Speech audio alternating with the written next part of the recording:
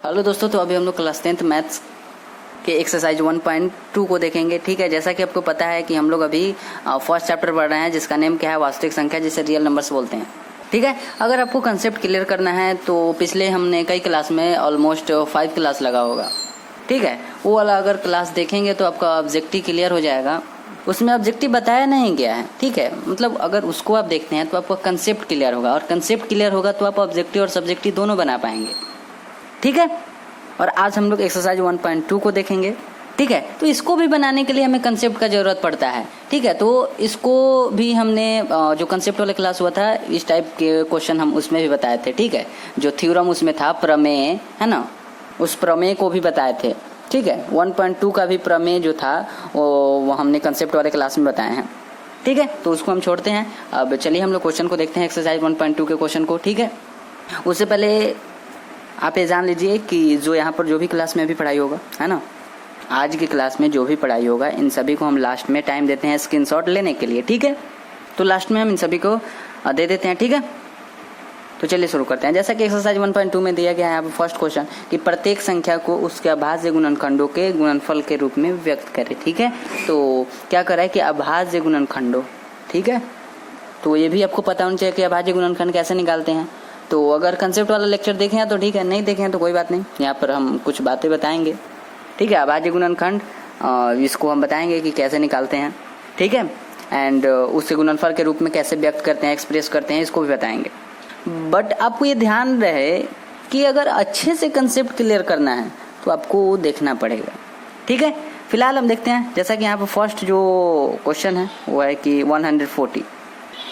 तो 140 को हम देखते हैं क्या कर रहा है, अभाज्य गुणनखंड निकालने के लिए। ठीक है, प्राइम फैक्टर्स इसका सबसे पहले निकालते हैं। तो 140 यहाँ पर है। ठीक है, तो कैसे निकालते हैं, तो आप तो ये सब जानते होंगे, एलसीएम निकालते हैं ना इस टाइप से, है ना, बचपन में निकाले होंगे एलसीएम इस टाइप से। ठीक है, कह रहा हूँ यहाँ पर देखते हैं उसी टाइप से इसको भी निकाला जाता है। तो 2 से लगेगा तो 70 हो जाएगा। ठीक है, 2 7 जा 14 एंड 0 है तो यहाँ पर 0 हो गया। ठीक है, 2 7 14 और 0 है तो 0। उसके बाद 2 3 6 हो जाएगा और 1 और 0 आ जाएगा तो 2 5 10 हो जाएगा। ठीक है, फिर उसके बाद 5 7 होता है 35। ठीक है, 5 7 35 होता है।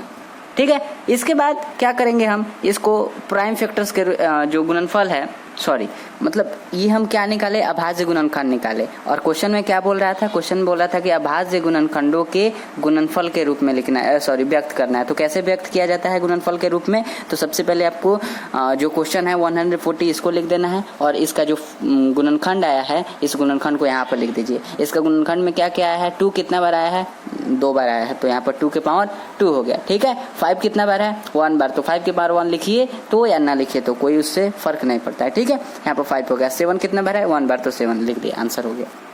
ठीक है, तो 140 का हमें क्या निकालना है, अभाज्य गुणनखंड निकालना है, प्राइम फैक्टर्स निकालना है। तो प्राइम फैक्टर्स हम कैसे निकालते हैं अभाज्य गुणनखंड, तो सबसे पहले हम यहाँ पर देखेंगे कि ये कितना से लगेगा। तो हम लास्ट में देखते हैं कि 0 है तो 2 से लगेगा, है ना, तो 2 7 जा कितना होता है, 14 होता है, एंड 0 है तो 0 हो गया। ठीक है, उसके बाद 2 3 जा 6 होता है, 1 और 0 होगा तो 2 5 जा 10 हो जाएगा। ठीक है, एंड 5 7 जा 35 होता है। ठीक है, जिनको नहीं आएगा वो भाग देकर निकालेंगे, 2 से 140 में, है ना, भाग देंगे तो आपका निकल जाएगा, तो 70 आएगा। ठीक है, आप भाग देकर निकालिएगा। ठीक है, ठीक है, तो हम यहाँ पर देखते हैं 140 इज इक्वल टू में। ठीक है, इसको हम क्या किए, गुणनफल के रूप में व्यक्त कर दिए। ठीक है, ये हमारा क्या है, अभाज्य गुणनखंड निकालें, और जो भी अभाज्य गुणनखंड आया है, जैसे 2 आया है, 2 आया है, 5 आया है, 7 आया है। ठीक है, तो इस चीज को हम यहाँ पर व्यक्त कर देंगे, एक्सप्रेस कर देंगे, तो हमारा क्या हो जाएगा, अभाज्य गुणनखंड के रूप में हो जाएगा। ठीक है, ठीक है, सॉरी क्या बोले हम, अभाज्य गुणनफल के रूप में हमारा व्यक्त हो जाएगा। ठीक है,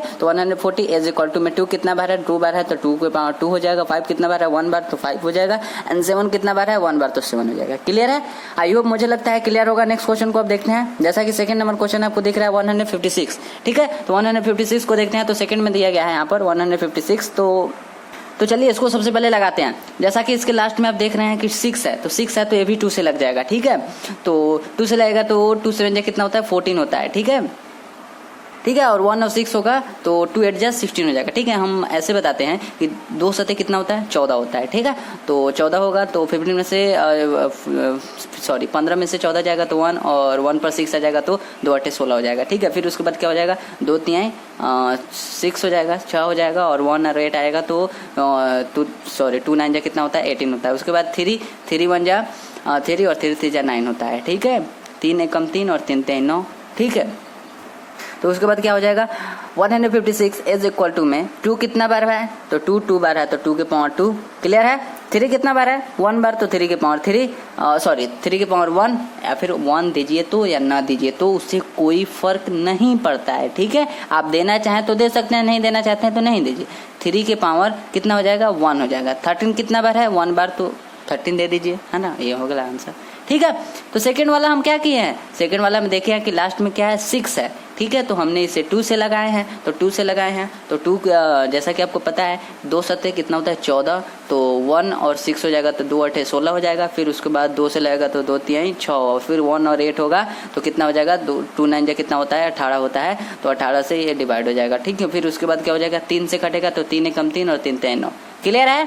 फिर इसके बाद जो भी इसका आया हमारा प्राइम फैक्टर्स है ना, अभाज्य गुणनखंड जो भी आया उसको हम यहाँ पर एक्सप्रेस कर दिए, व्यक्त कर दिए, हो गया हमारा आंसर। कितना इजी है ना, इजी है कि नहीं, इसका निकाल दिए और फिर जो इतना बार है उसको हम इतना बार लिख दिए, बहुत इजी है। ठीक है, एक बार जरूर ट्राई करिए। ठीक है, नेक्स्ट क्वेश्चन को देखते हैं। नेक्स्ट क्वेश्चन आप 3rd नंबर में देख सकते हैं, 3825 है। ठीक है, 3825 है, तो चलिए इसको हम लोग निकालते हैं। 3825 को तो देख सकते हैं आप ध्यान से, 3825 यहाँ पर है, तो चलिए हम इसको बताते हैं पहले। ठीक है, तो आपको पता होना चाहिए कि 2 से कब लगेगा, ये आपको पता होना चाहिए कि 2 से कब लगेगा।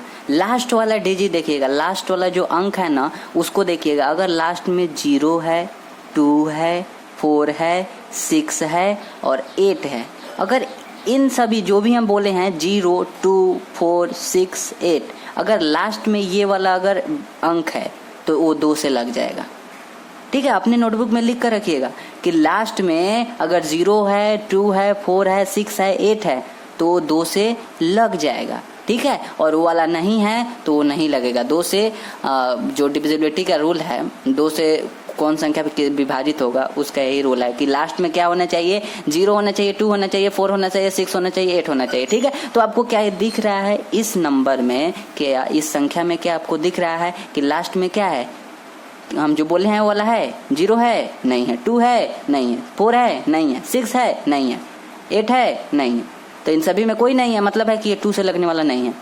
तो 3 से हम लगा दिए हैं। अब 3 से कैसे लगाए हैं, तो 3 से लगाने के लिए आप क्या करिएगा कि सबको जोड़ दीजिएगा, है ना, सबको जोड़ेंगे, ऐड करेंगे तो कितना हो जाएगा, 3 और 8 कितना होता है, 11 होता है, 11 और 2 कितना होता है, 13 होता है, 13 और 5 कितना होता है, 5 3 8 18 होता है। तो आप खुद बताइए 18 3 से हो जाएगा ना डिवाइड, 3 से कट जाएगा ना, 3 6 18 होता है। ठीक है, तो इस टाइप से आप कर सकते हैं कि सबको जोड़कर और देखिएगा कि वो 3 से कट रहा है या नहीं। आई होप आप समझ गए होंगे। ठीक है, अब हम देखते हैं, या फिर आप जैसे निकालते हैं वैसे निकालिए। ठीक है, ये हो सकता है कि आपके लिए इजी हो कि सबको जोड़ देना है और 3 से कटाकर देखना, अगर कट जाएगा तो उसके बाद 3 से वो लगा दीजिएगा। ठीक है, खैर हम यहाँ पर देखते हैं।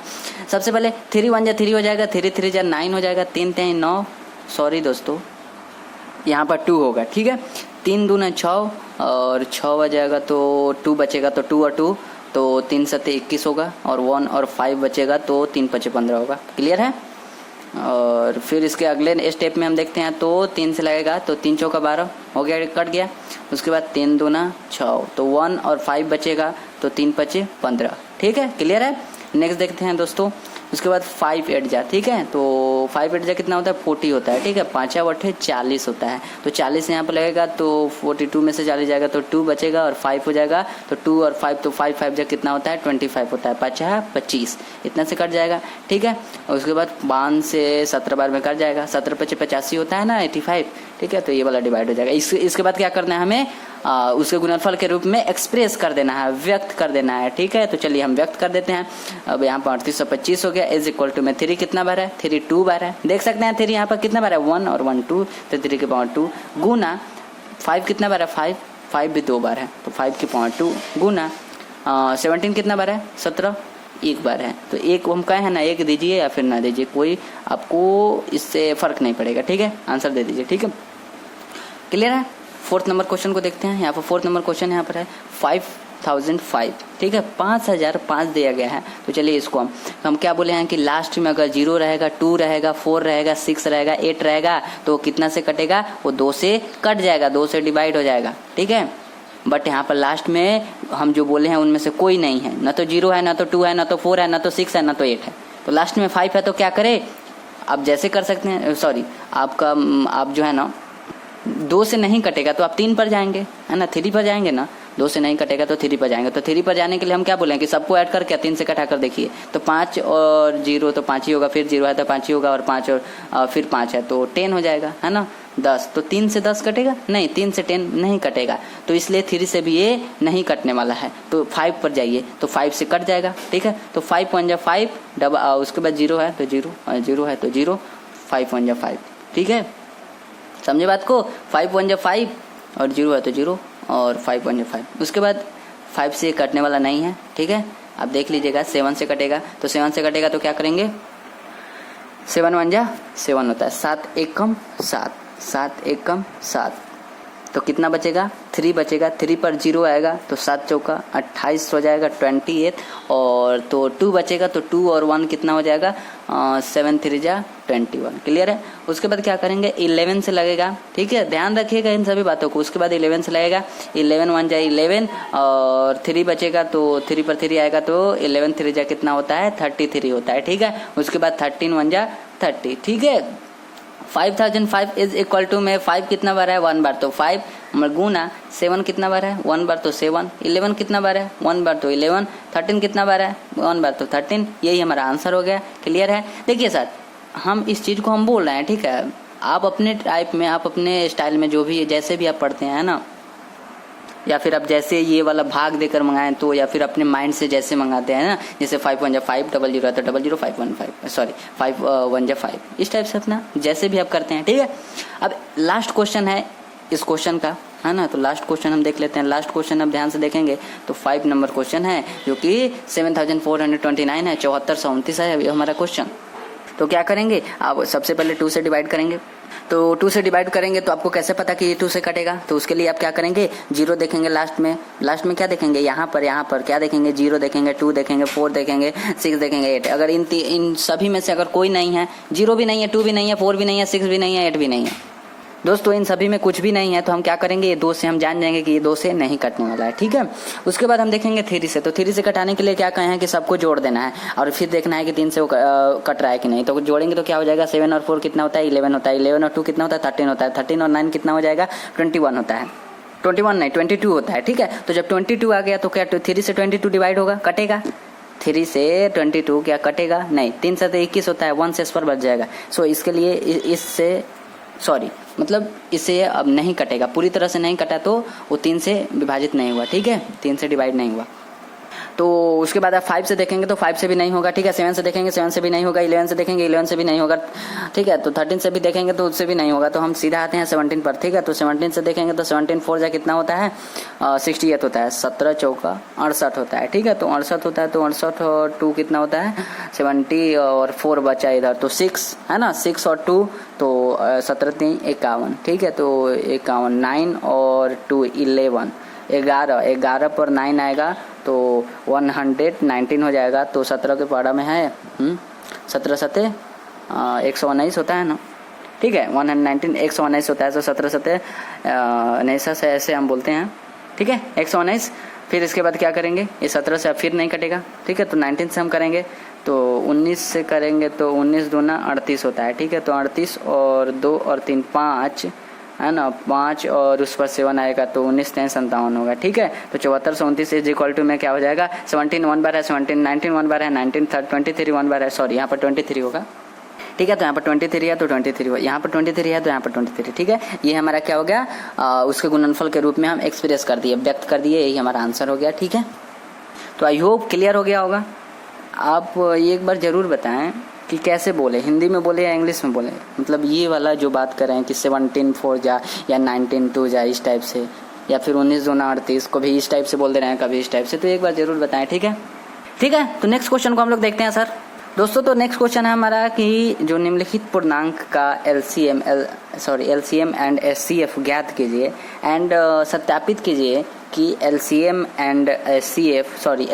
गुना एचसीएफ इज इक्वल टू में बराबर दोनों संख्याओं का गुणनफल है। इसको हम थोड़ा सा आपको समझाते हैं, ठीक है। अगर आप कंसेप्ट वाला लेक्चर देखे होंगे तो कोई प्रॉब्लम नहीं होगा, ठीक है।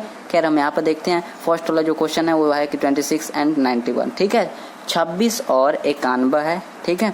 तो क्या करेंगे हम, सबसे पहले इसमें बोला है एलसीएम और एचसीएफ ज्ञात करने के लिए। तो हम आपको कंसेप्ट वाले क्लास में बताए हैं कि एलसीएम और एचसीएफ कैसे ज्ञात करते हैं, ठीक है। तो चलिए यहाँ पर हम लोग ज्ञात करते हैं। सबसे पहले हमें क्या करना रहता है कि 26 और 91 का गुणनखंड ज्ञात करना रहता है, ठीक है। तो चलिए हम लोग ज्ञात करते हैं गुणनखंड। तो 26 यहाँ पर लिख दिया और 91 लिख दिया। इसका गुणनखंड कैसे ज्ञात करते हैं, सो इसके लिए हम यहाँ पर जैसे इसके पहले वाला क्वेश्चन किए हैं उसी टाइप से इसको भी करिए, ठीक है। कि 2 से कटेगा, लास्ट में 6 है तो 2 से कटेगा, तो 2 से कटेगा तो 13 हो जाएगा, होगा ना। 13 1 जा 13, ठीक है। उसके बाद है 7 से क्या हो जाएगा, 13 से 1 बार में भी कट जाएगा, ठीक है। 13 से 91 होता है ना, तो 7 से 13 हो जाएगा। 13 से 91 और 13 1 जा 13, 13 एकम 13 हो जाएगा। उसके बाद जो इसका गुणनखंड आया, किसको गुणनखंड बोलते हैं, जिन संख्या से ये कटा ना उसी को गुणनखंड बोलते हैं। देखिए 2 से 13 से यहाँ पर ये वाला जो संख्या है ये 7 से कटा और 13 से कटा, तो यही इसका गुणनखंड है। तो 26 का गुणनखंड क्या क्या है, 2 और 13 है, तो 2 और 13 लिख दिए। एंड 91 का गुणनखंड क्या है, 7 और 13 है, तो 7 और 13 हो गया। क्लियर है। तो अब नेक्स्ट हम काम क्या करेंगे, देखिए सर अभी थोड़ा सा ध्यान से समझिएगा एचसीएफ और एलसीएम कैसे ज्ञात करते हैं। तो देखिएगा 2 कितना बार है, 2 1 बार है, तो 2 के पावर 1 लिख दिए, ठीक है। 2 कितना बार है, 1 बार, तो 2 के पावर 1। 13 कितना बार है, 1 बार, तो 13 के पावर 1 लिख दिए। 7 कितना बार है, 1 बार, तो 7 के पावर 1 लिख दिए। 13 कितना बार है, 13 1 बार है, तो 13 के पावर 1 लिख दिए। देखिए सर आप डायरेक्ट भी लिख सकते हैं, जैसा इसके पहले वाले में किए थे।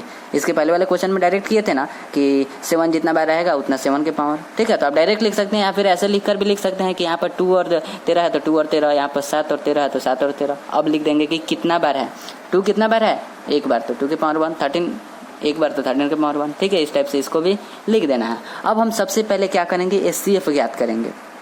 आइए दोस्तों, तो एचसीएफ हम लोग ज्ञात करते हैं। तो आपको क्या करना है, इन दोनों में देखना है कि कॉमन कौन है, दोनों में उभयनिष्ठ कौन है। नहीं समझ रहे हैं, मतलब है कि दोनों में ऐसा कौन सा संख्या है जो दोनों में है। क्या 2 है, 2 ऊपर है तो नीचे नहीं, तो 2 तो दोनों में नहीं है। 13 ऊपर है नीचे भी है, क्या बात है ना। मतलब हमारा संख्या मिल गया। हम जो बोल रहे हैं उस बात को ध्यान से समझ। सबसे पहले हम क्या बोले हैं कि दोनों में कौन ऐसा संख्या है जो दोनों में है, ऊपर भी है नीचे भी है। मतलब है कि इसमें भी है और इसमें भी है, तो वही चीज यहाँ पर हो जाएगा कि कौन ऐसा संख्या है कि ऊपर भी है और नीचे भी है। तो 2 ऊपर है पर नीचे नहीं है, 13 ऊपर है पर नीचे है, मतलब है कि दोनों में है। आइए 7 को देखना, तो 7 तो नीचे है पर ऊपर नहीं है। तो 2 और 7 तो खत्म हो गया, ऐसा ही। पहले हमारे बात को समझिए, दोनों में कॉमन कौन है, दोनों में कौन ऐसा संख्या है जो मिल रहा है, वो 13 है। तो 13 ऊपर में, तो हम 13 को यहाँ पर लिख लेंगे। कैसे लिखेंगे, एचसीएफ में जो कॉमन होता है, जो दोनों में होता है, उसका सबसे जो कम पावर होता है उसको लिया जाता है। दोनों में कौन है जो कॉमन है, दोनों में ऐसा कौन सा संख्या है जो दोनों में है, तो 13 है। तो 13 का सबसे कम पावर क्या है। देखिए सर दोनों कर रहे हैं ना, तो आपको दोनों में देखना है कि सबसे कम पावर किसका है। पावर समझ रहे ना, घात, 13 का घात 1 है, 13 का पावर 1 है, इस 13 का पावर भी 1 है। तो इसमें तो कम और ज़्यादा का कुछ बात ही नहीं हुआ, दोनों का एक ही है, दोनों का एक ही है। तो यहाँ पर 1 ले लेंगे, 13 के पावर 1 या फिर 13 आंसर हो जाएगा। अगर इसमें 13 के पावर अगर यहाँ पर 2 रहता और यहाँ पर 1 रहता, बात को ध्यान समझिए, यहाँ पर तो 1 है ही। अगर मान लीजिए, सपोज कीजिए कि यहाँ पर अगर 2 रहता, ठीक है, तो यहाँ पर हम किसको लेते, एचसीएफ में किसको लेते, ऊपर वाला को लेते या नीचे वाला को, उसमें भी नीचे वाला को ही लेते। क्यों लेते, क्योंकि एचसीएफ में जो दोनों में रहता है ना, उसका सबसे कम पावर लेते हैं। तो 13 के अगर पावर 2 रहता तब तो वो ज़्यादा हो जाता, है ना। हमें क्या सिखाया गया है कि HCF में जिसका सबसे कम पावर रहता है उसी को लिया जाता है। ठीक है, बात को समझे। कैसे HCF निकालते हैं, तो सबसे पहले देखना है कि दोनों में कॉमन कौन है। ऐसा कौन सा संख्या है जो दोनों में है? 2 है? नहीं। 7 है? नहीं। 13 है? हाँ 13 है। 13 ऊपर भी है नीचे भी है। अब देखना है आपको कि 13 में सबसे कम पावर किसका है, ऊपर वाले का है या नीचे वाले का है। तो इसमें जो है ना दोनों का एक ही है, तो किसी को उठा लीजिए। लेकिन अगर अगर किसी का पावर ज्यादा है और एक का पावर कम है तो सबसे कम वाला को आपको लेना है। अभी ना कहे हैं कि जो दोनों में उभयनिष्ठ है, कॉमन है, जो दोनों में है उसका सबसे कम पावर लेना है। ठीक है, आगे और भी क्वेश्चन है, उसमें आपका डाउट क्लियर हो जाएगा। ठीक है, तो यहाँ पर हमने 13 ले लिया। ठीक है, इस टाइप से हम HCF फाइंड करते हैं, ज्ञात करते हैं। LCM को कैसे ज्ञात करेंगे, तो LCM को ज्ञात करने के लिए LCM इज इक्वल टू में जो कॉमन है उसका सबसे हाईएस्ट पावर, जो कॉमन है जो दोनों में है ना, उसका सबसे जो अधिक घात होगा ना, अधिक घात होगा उसको ले लेंगे। तो इसमें तो दोनों का घात एक ही है, इसमें भी 13 के पावर 1, इसमें भी 13 के पावर 1, दोनों का घात एक ही है, दोनों का पावर एक ही है, तो किसी को उठा लेंगे। 13 हो गया। ठीक है, गुना उसके बाद जो बचा है उसको भी लिख लेंगे। बात को थोड़ा ध्यान समझिए। HCF में जो कॉमन था, जो दोनों में था, उसका सबसे कम पावर लिए थे। 13 दोनों में है, तो इसका हम क्या कहते हैं, सबसे कम पावर लेना है। तो इसमें तो ऊपर भी 1 है, नीचे भी 1 है, ऊपर भी एक ही 13 है, नीचे भी एक ही 13 है, तो दोनों में हम किसी को ले लिए तो 13। ठीक है, बट जब LCM निकालेंगे तो LCM में जो कॉमन होगा, जो दोनों में होगा, उसका सबसे जो हाईएस्ट पावर होगा ना, ज़्यादा पावर होगा, जो दोनों में कॉमन है उसका सबसे जो ज़्यादा पावर होगा ना, उसको यहाँ पर लिख लेंगे। गुना जो बचेगा उसको भी लिख लेंगे।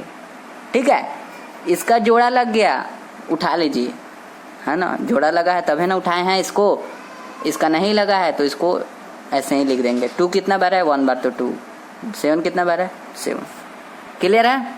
अब क्या करेंगे, गुना कर देंगे। 13 दूना कितना होता है, 26 होता है, और 26 सत्ते 182 आ जाएगा, 182 आ जाएगा। ठीक है, अब इतना तो इसमें बताए हैं, फिर भी अगर कंसेप्ट क्लियर ना हो तो आपको जो है ना, जहाँ पर LCM और HCF बताए हैं, है ना, शायद मुझे लगता है कंसेप्ट वाले लेक्चर में, है ना, फर्स्ट या सेकंड में बताए होंगे, तो उसको आपको देखना पड़ेगा। ठीक है, एक बार और हम बताते हैं यहाँ पर कि HCF हम कैसे निकालते हैं। तो सबसे पहले आपको देखना है कि दोनों में कौन है जो ऊपर भी है नीचे भी है, कौन है जो इसमें भी है और इसमें भी है, ऊपर भी है नीचे भी है। तो 2 को देखना है तो 2 ऊपर है नीचे नहीं है, 7 को देखना है 7 नीचे है ऊपर नहीं है, तो ये दोनों तो पहले ही खत्म हो गया क्योंकि दोनों में नहीं है। 13 को देख रहे हैं, हाँ 13 ऊपर भी है 13 नीचे भी है, बहुत अच्छा। तो इसके लिए क्या करेंगे, तो HCF कैसे निकालते हैं, जो कॉमन है ऊपर भी है और नीचे भी है, तो देखते हैं कि इसका सबसे कम पावर किसका है, ऊपर वाले का है या नीचे वाले का। तो इसमें तो दोनों का पावर एक ही है, दोनों का घात जो है वो तो एक ही है, एक इसका भी है और इसका भी एक है, तो इसमें कम और ज्यादा का नहीं है, तो किसी को भी ले लीजिए।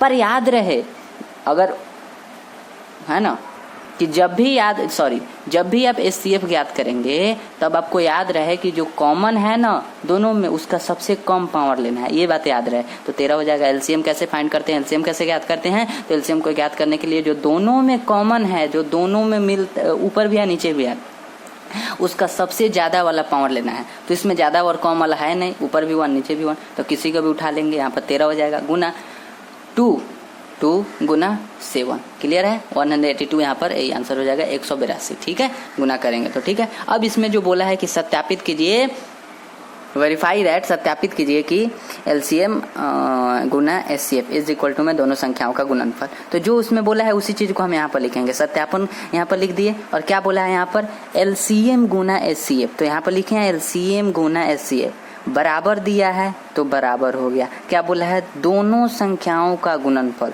लीजिए दोनों संख्याओं का गुणनफल, A गुना B हो गया दोनों संख्याओं का गुणनफल।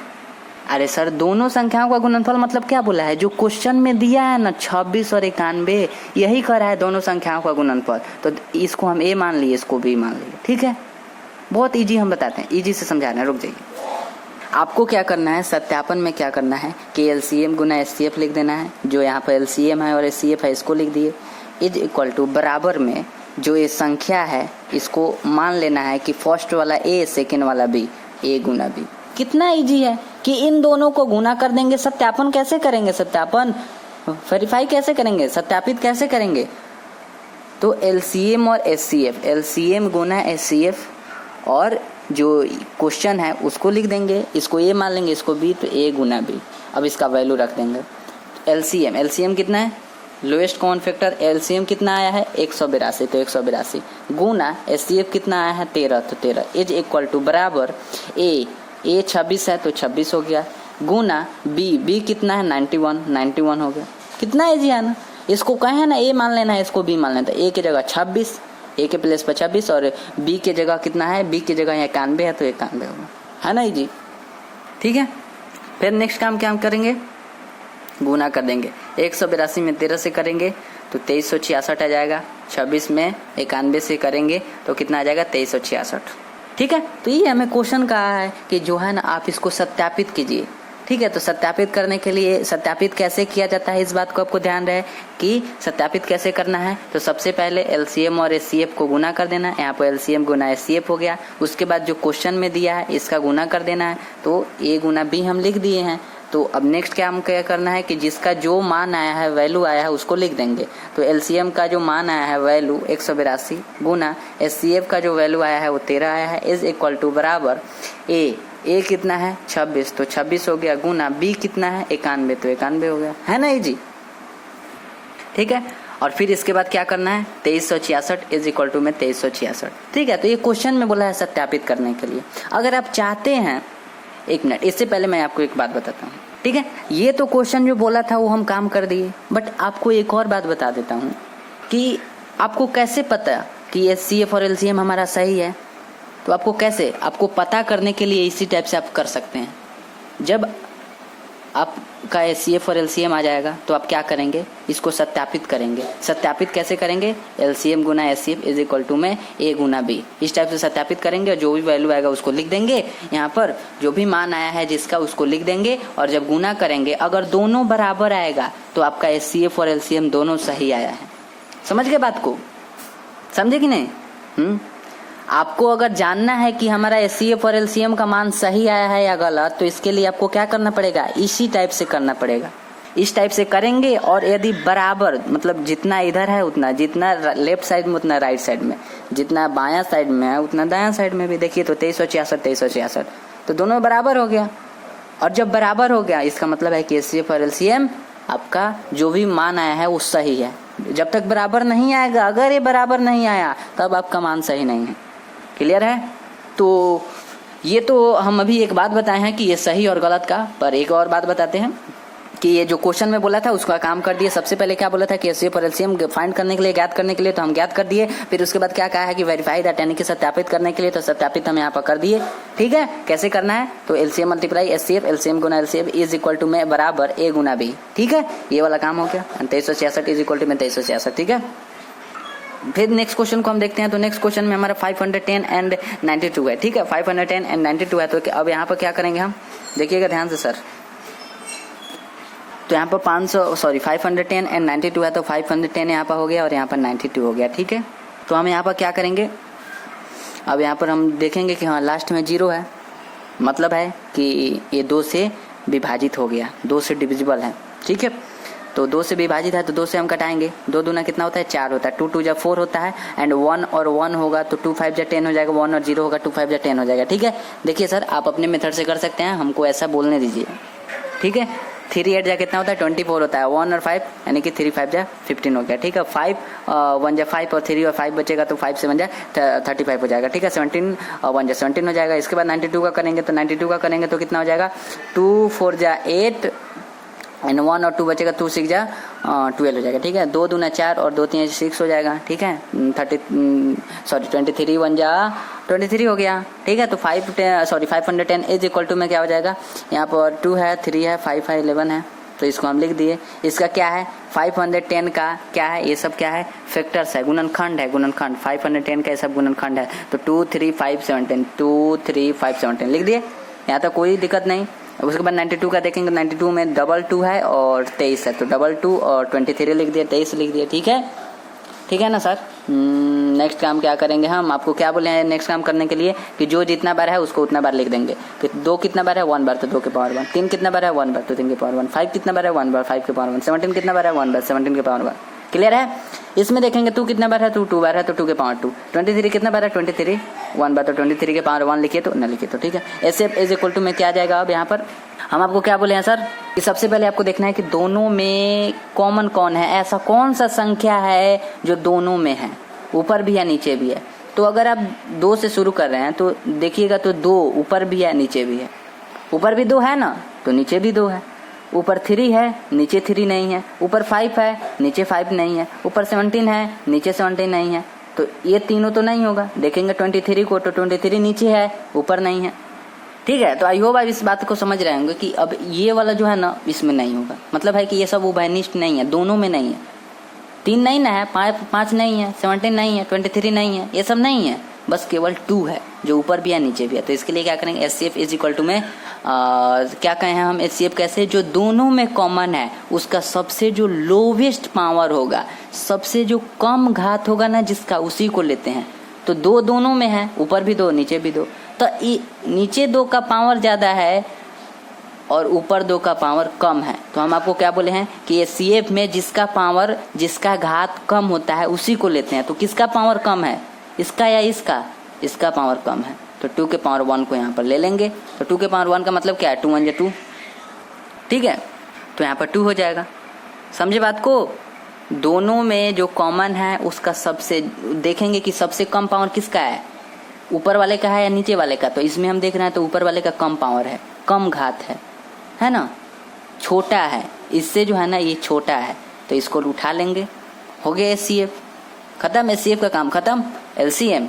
LCM में क्या कहे हैं, जो दोनों में कॉमन है, जो दोनों में उभयनिष्ठ है, ऊपर भी है नीचे भी है, तो 2 ही ना ऊपर और नीचे है। तो देखेंगे कि दोनों में सबसे किसका हाईएस्ट पावर है, ज्यादा पावर घात किसका है, ऊपर वाले का है नीचे वाले का। तो आप देखेंगे तो नीचे वाले का हाईएस्ट पावर है, ज्यादा पावर है, तो 2 के पावर 2 को उठा लेंगे। LCM में कम वाला पावर को नहीं लिया जाता है, कम वाला घात को नहीं, ज्यादा वाला को लिया जाता है। ज्यादा वाले को ले लिए, गुना जो बचा है उसको भी उठा लेंगे। यही ना आपको बताएं कि जो कॉमन है उसको ले लेंगे और जो बचा है उसको भी ले लेंगे। 3 भी ले लिए, 5 भी ले लिए, 17 भी ले लिए, 23 भी ले लिए।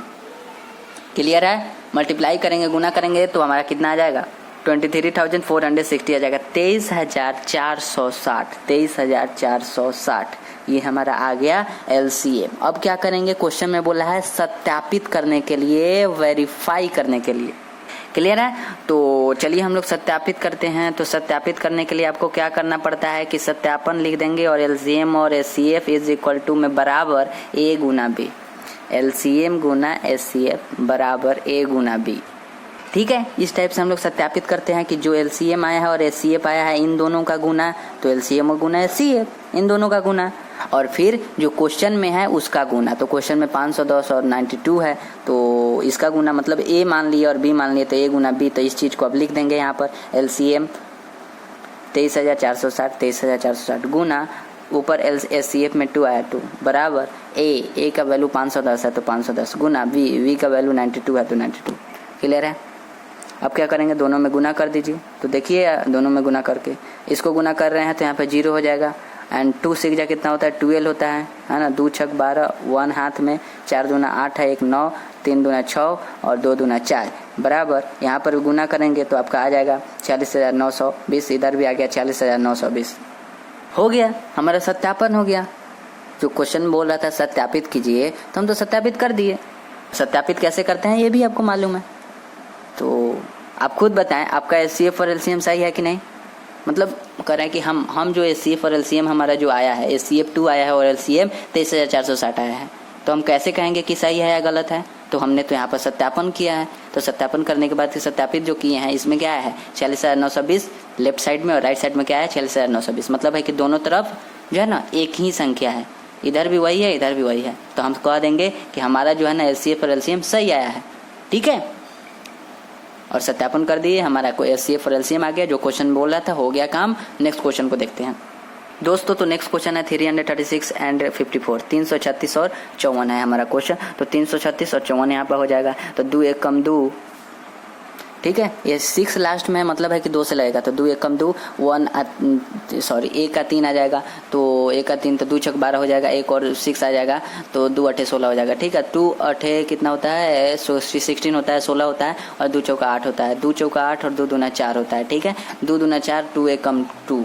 ठीक है, एंड 3 7 21 हो जाएगा, उसके बाद 7 1 7 हो जाएगा, उसके बाद लगाएंगे 2 से तो 2 दूना 4 होता है, 1 और 4 हो जाएगा, 2 7 14 होता है, 3 9 27 होता है, 3 3 9 होता है, 3 1 कम 3 होता है। 336 इज इक्वल टू में 336 बराबर क्या हो जाएगा, इसका जो फैक्टर्स आया है, इसका जो गुणनखंड आया है, क्या क्या गुणनखंड आया है, कितना बार आया है 2 1 2 3 4 5 सॉरी 4 बार 1 2 3 4 बार 2 आया है, तो 4 बार हमने 2 लिख दिए, गुना 3 कितना बार है 3 1 बार है तो 3 लिख दिया, 7 कितना बार है 7 1 बार तो 7 लिख दिए। क्लियर है, ये इसका गुणनखंड है, फैक्टर्स है 54 यानी कि 54 इज इक्वल टू में 54 का गुणनखंड क्या क्या है, 2 आया है, 3 आया, 3 आया, 3 आया, यानी कि 3 3 बार आया है और 2 1 बार, तो 2 1 बार और 3 3 बार। अब इसके बाद हम आपको क्या बोले हैं कि जो जितना बार है उसको पावर उतना, उसका उतना घात लिख दीजिए। 336 इज इक्वल टू में 2 कितना बार है इधर 4 बार, तो 2 के पावर 4, 3 कितना बार है 1 बार, 3 के पावर 1, गुना 7 कितना बार है 1 बार, तो 7 के पावर 1। 54 इज इक्वल टू में कितना है 2 कितना बार है 1, तो 2 के पावर 1, 3 कितना बार है 3 बार, तो 3 के power 3। SCF is equal to में अब देखेंगे कि कौन दोनों में कॉमन है। ठीक है, तो हम ध्यान से देखेंगे तो 2 ऊपर भी है नीचे भी है, 3 ऊपर भी है नीचे भी है, 7 ऊपर है नीचे नहीं है। मीन्स क्या है कि 2 और 3 ऊपर और नीचे दोनों, मतलब दोनों साइड हैं। ठीक है, ऊपर भी है नीचे भी है, कौन कौन 2 और 3। ठीक है, तो SCF कैसे निकालते हैं, SCF में हम क्या देखते हैं, तो सबसे पहले हम लोग 2 को देखते हैं। SCF में जो कॉमन होता है, ऊपर होता है और नीचे होता है, उसमें देखेंगे कि सबसे कम पावर किसका है, उसी को SCF में ले लिया जाता है। तो ऊपर देख रहे हैं कि 2 के पावर 2 के घात 4 है, और नीचे देख रहे हैं कि 2 के पावर यानी कि 2 के घात 1 है। तो दोनों में कम कौन है, 4 है या 1 है, तो 1 है। 2 के पावर 1 कम है, तो 2 के पावर 1 को यहाँ पर लिख लिए, गुना देखेंगे कि 3 भी तो कॉमन है, 2 भी कॉमन है, तो 3 भी तो कॉमन है, ऊपर और नीचे दोनों भी है। तो इसमें भी देखेंगे कि सबसे कम पावर किसका है, वो 3 के पावर 1 है एक, और एक 3 के पावर 3 है। तो 3 के पावर 3 ज़्यादा है या फिर 1 ज़्यादा है, तो 3 ज़्यादा है, इसका मतलब है कि 1 कम है। 3 के पावर 1 3 के पावर 1 हो गया, तो 3 दूना कितना होता है 6 होता है, 2 3 कितना होता है 6 होता है, 3 दूना 6, तो यही हमारा हो गया SCF। समझ रहे बात को, अगर 2 कॉमन रहेगा ना, 2 संख्या जैसे 2 भी और 3 भी, तो दोनों को देख लेंगे और लिख देंगे यहाँ पर। आई होप मुझे लगता है क्लियर है। नेक्स्ट क्वेश्चन को, सॉरी LCM देखते हैं। LCM के लिए क्या करेंगे, देखेंगे कि दोनों, जैसे यहाँ पर कॉमन कौन कौन सा है, दोनों में कौन कौन है 2 और 3 है, तो 2 का सबसे हाईएस्ट पावर देखिए, 2 का सबसे ज़्यादा पावर क्या है 4 है, तो 2 के पावर 4, और 3 के सबसे ज़्यादा पावर 3 के पावर 3, तो 3 के पावर 3। 7 के पावर क्या है 1 है, तो 7 हो गया। ठीक है, अब इसको गुना करेंगे तो 3024 आ जाएगा, तो 3024 आ जाएगा। ठीक है, 3024। ठीक है, तो अब क्या करेंगे, हम सत्यापन करेंगे, जो कि क्वेश्चन में बोला है सत्यापन करने के लिए। तो दोस्तों चलिए हम लोग सत्यापन करते हैं। तो सत्यापन में हम क्या लिखेंगे, LCM गुना SCF, LCM गुना SCF इज इक्वल टू बराबर A गुना B। A इसको मान लेंगे, क्वेश्चन में जो दिया है A इसको और B इसको, तो 36 एंड 54 दिया है, 336 और 54 दिया है। तो हम क्या करेंगे दोस्तों हम यहाँ पर चलिए लिखते हैं दोस्तों। यहाँ पर देखिए सर, LCM 324 से 324 हो गया, SCF कितना है 6 है, तो 6 लिख दिया यहाँ पर, बराबर A का वैल्यू कितना है अभी आपको बताया है 336 था, 336 यहाँ पर लिख दिए, गुना B का वैल्यू यहाँ पर 54 था। ठीक है, 54, तो उसको लिख दिए। अब क्या करेंगे, दोनों साइड गुना करेंगे तो कितना आ गया 18,144 आ गया, 18,144 आ गया, यहाँ पर भी 18,144 आ गया। ठीक है, अब ये वाला हमारा सत्यापन हो गया। ठीक है, और सत्यापन में देख रहे हैं कि इधर जितना है इतना इधर भी है, इसका मतलब हमारा SCF और LCM दोनों सही है। ठीक है, तो आई होप आप समझ गए होंगे सेकंड वाले क्वेश्चन को। ठीक है, बहुत टाइम इसमें हम लगा दिए। ठीक है, थर्ड नंबर क्वेश्चन को देखते हैं। थर्ड नंबर क्वेश्चन को देखिए, इसमें करा है कि अभाज्य गुणनखंड विधि से निम्नलिखित पूर्णांकों का LCM और SCF फाइंड कीजिए, ज्ञात कीजिए। इसमें ध्यान से समझिएगा बात को, इसमें भी करा है अभाज्य गुणनखंड मेथड से विधि से ज्ञात करने के लिए। ठीक है, क्या ज्ञात करने के लिए, LCM और SCF, बट ध्यान रहे कि इसमें 3 दिया है, 3 नंबर 12, 15, 21, 12, 15, 21, 3 दिया है यहाँ पर नंबर। ठीक है, तो चलिए हम लोग सीख लेते हैं तीनों नंबर का SCF कैसे निकालते हैं। अभी तक हम लोग 2 नंबर का SCF और LCM निकालते थे, अब यहाँ पर 3 नंबर दिया है, 3 नंबर से हम लोग SCF और LCM कैसे निकालते हैं उसको हम लोग सीखेंगे। इसको भी हमने कंसेप्ट क्लास में बताए हैं, पर यहाँ पर हम लोग देखते हैं। दोस्तों तो सबसे पहले हम लोग क्या करेंगे यहाँ पर 12, ठीक है, तो 2 छक 12 होता है, 2 तीन 6 होता है, 3 एकम 3 होता है, ठीक है। फिर इसको देखेंगे 3 पचे 15 होता है, 5 एकम 5 होता है, 3 सत 21 होता है, 7 एकम 7 होता है। 12 लिख देंगे। 12 का जो गुणनखंड है, 12 का गुणनखंड है 2 और 3, तो 2 और 3 हो गया। 15 का गुणनखंड क्या है, 3 और 5 है, तो 3 और 5 लिख दिए। 21 का गुणनखंड 3 और 7 है, तो 3 और 7 लिख दिए। अब 12 का जो गुणनखंड है, 2 कितना बार है, 2 बार, तो 2 के पावर 2। 3 कितना बार है, 1 बार, 3 के पावर 1। 3 1 के बार, 5 के पावर 1। 3 इधर भी 1 बार, तो 3 के पावर 1। 7 के पावर 7 कितना बार है, 7 1 बार है, तो 7 के पावर 1। आई होप क्लियर होगा। उसके बाद हम लोग एचसीएफ और एलसीएम सीधा डायरेक्ट हम निकालते हैं। एचसीएफ सबसे पहले निकालते हैं, तो एचसीएफ निकालने के लिए हम देखते हैं कि जो दोनों में कॉमन कौन है। तो देखिएगा आप ध्यान से, तो ऊपर 2 है, तो इसमें 2 नहीं है, इसमें भी 2 नहीं है। ऊपर 3 है, इसमें 3 नहीं है, इसमें भी 3 नहीं है। बट आपको एक बात ध्यान रहे, चाहे वो ऐसे हो या ऐसे हो, पर होना चाहिए। इस यहाँ पर 3 है, यहाँ पर 3 है, ठीक है। बात को थोड़ा ध्यान समझिए। 2 इसमें है पर इसमें नहीं है, इसमें नहीं है, ठीक है। बट अगर 3 को देखते हैं तो 3 ऊपर है, सेकंड वाला में भी है, सेकंड वाला में भी है ना यहाँ पर, थर्ड वाला में भी है ना।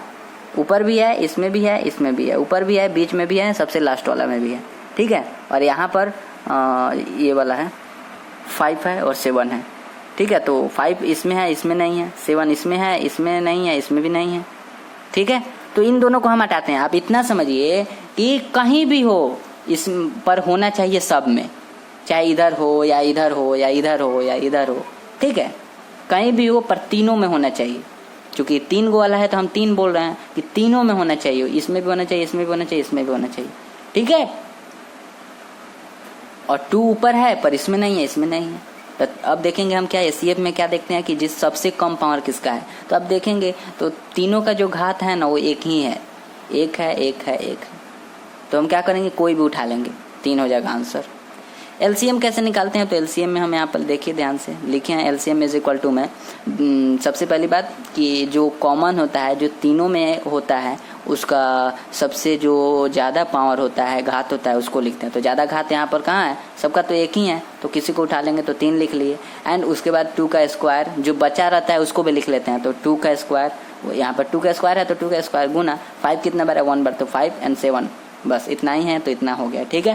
तो 3 और 2 दूना 4, 4 3 12, 12 5 60, 60 सत्ते कितना होता है, 420 होता है, 420 होता है। ये वाला हमारा आंसर हो गया एलसीएम, ठीक है। एचसीएफ और एलसीएम हमारा ये वाला आंसर हो गया। तो आई होप, मुझे लगता है आप समझ गए होंगे। बस क्या करना है, इसमें ध्यान देना है यही बात कि कहीं भी हो पर तीनों में होना चाहिए। तो कहीं भी है पर तीनों में तो है ना 3।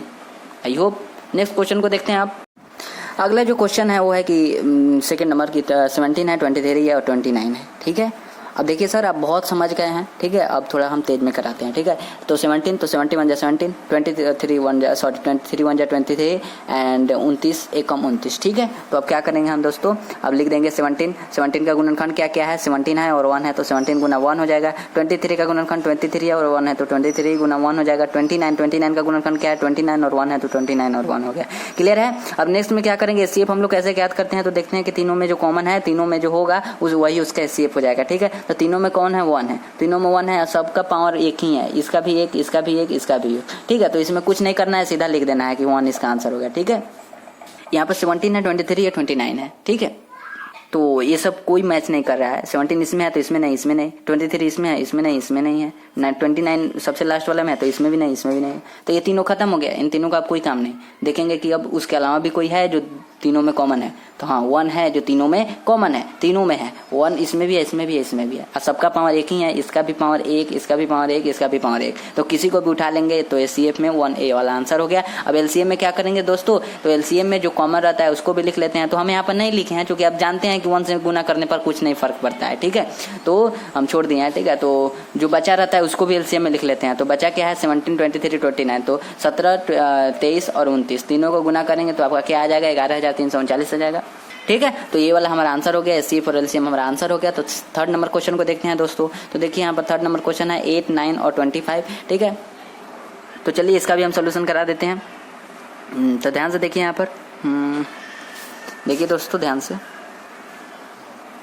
चलिए दोस्तों यहाँ पर देखते हैं थर्ड नंबर क्वेश्चन वाला, है ना, 8 9 25, तो 2 चौका है 8 होता है, 2 दूना 4 और 2 एकम 2, 3 3 9, 3 एकम 3, 5 5 25 होता है, 5 25 होता है, 5 एकम 5 हो जाएगा। ठीक है, ये सब बहुत ईजी है, आप कर लेंगे। ठीक है, अब देखेंगे 8 का गुणनखंड क्या क्या है। 8 का गुणनखंड और 3 को 2 है तो 3 को 2 और 1 है तो 1 लिख दिए। ठीक है, एंड डबल 3 है तो डबल 3 हो गया और 1 है तो 1 हो गया। ठीक है, डबल 5 है तो डबल 5 और 1, डबल 5 और 1। अब क्या करेंगे, जो जितना बार है उसको उतना बार लिख लेंगे। 2 कितना बार है, 2 3 बार है तो 2 के पावर 3 एंड 1। ठीक है, 3 कितना बार है, 2 बार तो 3 के पावर 2 गुना 1 है तो 1। 5 कितना बार है, 5 2 बार है तो 5 के पावर 2 और 1 साथ में तो 1 हो गया। ठीक है, एचसीएफ कैसे निकालते हैं दोस्तों, तो एचसीएफ निकालने के लिए हम क्या करेंगे, देखेंगे ऐसा कौन सा संख्या है जो तीनों में है। तो ये ऊपर क्या है, 2 है तो 2 इसमें है पर इसमें नहीं है, इसमें नहीं है। 3 इस बीच वाला में है, ऊपर नहीं है और नीचे नहीं है। 5 सबसे लास्ट वाला में है तो इसमें नहीं है, इसमें नहीं है। तो देखेंगे कि उसके बाद वाला में जैसे 1 है तो 1 हो जाएगा हमारा, 1 तीनों में है तो इसको ले लेंगे। ठीक है, एंड एलसीएम में क्या करेंगे दोस्तों, एलसीएम में 1 को तो लिख ही लेंगे पर यहाँ पर हम नहीं लिखे हैं। ठीक है, सबका पावर एक ही है और 1 से जो है ना मल्टीप्लाई करेंगे, गुना करेंगे, कुछ फर्क नहीं पड़ेगा। ठीक है, अब चलिए दोस्तों जो बचा है उसको भी लिख लेंगे। 2 के पावर क्यूब, 3 के पावर स्क्वायर एंड 5 2 बार है तो 5 है ना। अब क्या करेंगे, इसको गुना करेंगे तो आपका क्या आ जाएगा, 1800 आ जाएगा। ठीक है, और यही हमारा आंसर हो जाएगा। एचसीएफ और एलसीएम का हमारा आंसर आ गया है। ठीक है, अब नेक्स्ट क्वेश्चन को देखते हैं दोस्तों। ठीक है, तो आई होप आप समझ गए होंगे, मुझे उम्मीद है। ठीक है, इसको देखिए, अगर इसको देखने के बाद, इस क्लास को देखने के बाद अगर फिर भी समझ में नहीं आता है तो आप कंसेप्ट वाले लेक्चर को देखिए, अगर उसको भी समझ में नहीं आता है तब आप कमेंट करिएगा। ठीक है, ठीक है, तो चलिए देखते हैं नेक्स्ट क्वेश्चन को। तो नेक्स्ट क्वेश्चन हमारा 4 नंबर जो क्वेश्चन है, इसमें जो बोल रहा है कि दिया गया है कि एचसीएफ 306 एंड 657 306 और 657 जो कि 9 है, तो एलसीएम 306 एंड 657 ज्ञात कीजिए। ध्यान से समझिए इस बात को, क्वेश्चन दिया है 306 और 657 का एचसीएफ कितना आया है, 9 आया है। इन दोनों का एचसीएफ 9 आया है, तो कह रहा है कि इन दोनों का एलसीएम ज्ञात कीजिए। मुझे लगता है क्वेश्चन समझ गए हैं। इस दोनों का एचसीएफ कितना है, 9, जो कि क्वेश्चन में दिया है। फिर यही यहाँ पर संख्या लिखा गया है 306 और 657, इसका एलसीएम नहीं दिया है यहाँ पर, मतलब है कि हमें ज्ञात करना है। कर रहा है ना, ज्ञात कीजिए। चलिए ज्ञात करते हैं। तो सबसे पहले हम क्या लिखेंगे दोस्तों, कि जो दिया है उसको हम लिख लेते हैं। ए का ए क्या दिया है, ए। हम कहे हैं ना कि क्वेश्चन में जो दिया रहता है तो फर्स्ट वाला को ए मान लेते हैं, सेकंड वाला को बी मान लेते हैं। तो इसको ए मान लेते हैं 306, सेकंड वाला को बी मान लेते हैं 657। ठीक है, और एचसीएफ 9 दिया है, एचसीएफ 9 है तो 9। एलसीएम यहाँ पर कर रहा है ज्ञात करने के लिए, तो एलसीएम यहाँ पर क्वेश्चन मार्क। ठीक है, तो हम जानते हैं एक फॉर्मूला जो कि सत्यापित करने के लिए अभी हम लोग यूज किए थे, एलसीएम गुना एचसीएफ इज इक्वल टू में बराबर ए गुना बी। अभी यूज किए थे ना कुछ देर पहले, याद है कि नहीं। सत्यापित करने के लिए हम लोग क्या किए थे कि एलसीएम और एचसीएफ का गुना कर दिए थे और क्वेश्चन में जो था उसका गुना कर दिए थे, तो उसके लिए हम ए और बी लिखे थे। अब क्या करेंगे, वही फॉर्मूला का यहाँ पर यूज करना है और ध्यान से देखते रहिए।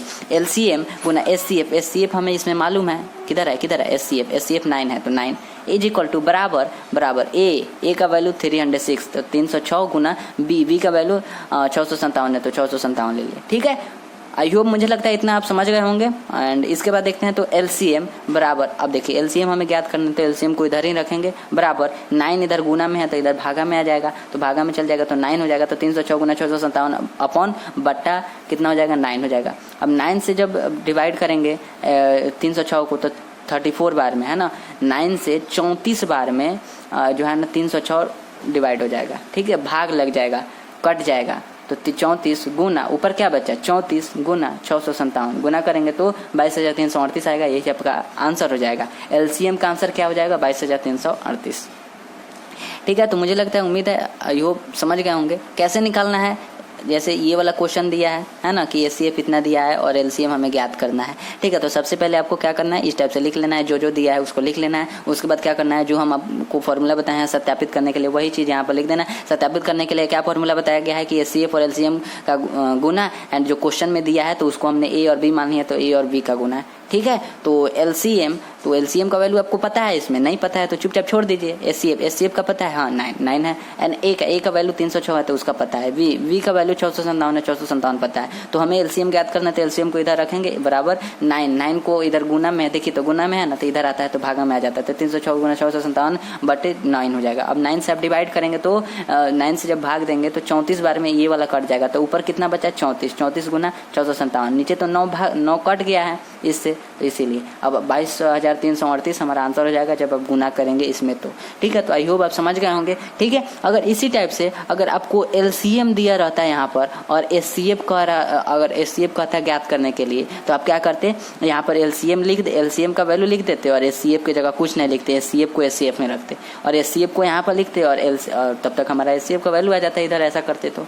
ठीक है, तो मुझे उम्मीद है आई होप आप समझ गए होंगे। ठीक है, नेक्स्ट क्वेश्चन को देखते हैं दोस्तों। 5 नंबर क्वेश्चन को समझिए ध्यान से। तो कह रहा है कि जांच करें कि क्या किसी भी जो नेचुरल नंबर है, प्राकृतिक संख्या है, क्या वो n के लिए 6 के पावर n अंक 0 पर समाप्त हो सकता है।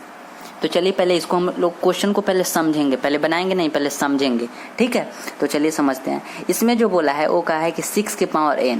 ठीक है, तो 6 के पावर n। ठीक है, और इसमें खुद बोला है कि किसी भी प्राकृतिक संख्या n के लिए 6 के पावर n अंक 0 पर समाप्त हो सकता है। इस क्वेश्चन को हम समझाते हैं। यहाँ पर जो n है ना वो प्राकृतिक संख्या है। n क्या है, n एक नेचुरल नंबर्स है, प्राकृतिक संख्या है, प्राकृतिक संख्या। अब दोस्तों जब n प्राकृतिक संख्या है, n प्राकृतिक संख्या है, तो प्राकृतिक संख्या के बारे में हम आपको बताए थे कि, या फिर आप पहले से भी जानते हैं कि प्राकृतिक संख्या जो है ना वो 1 से शुरू होता है। ठीक है, प्राकृतिक संख्या कहाँ से शुरू होता है, 1 से शुरू होता है। तो इसीलिए हमने लिख दिए कि n के जगह पर हम 1 भी रख सकते हैं, 2 भी रख सकते हैं, 3 भी रख सकते हैं और इसके अलावा और भी रख सकते हैं। हम डॉट डॉट दे दिए। बात को समझ रहे हैं ना। हमने यहाँ पर लिखे 6 के पावर n जो कि यहाँ पर दिया हुआ है। इसमें क्या बोला है कि 6 तो एक अंक है। ठीक है, 6 एक अंक है, पर यहाँ पर n जो दिया है, n क्या है, तो n के लिए बोला है ना प्राकृतिक संख्या n के लिए, प्राकृतिक संख्या n के लिए।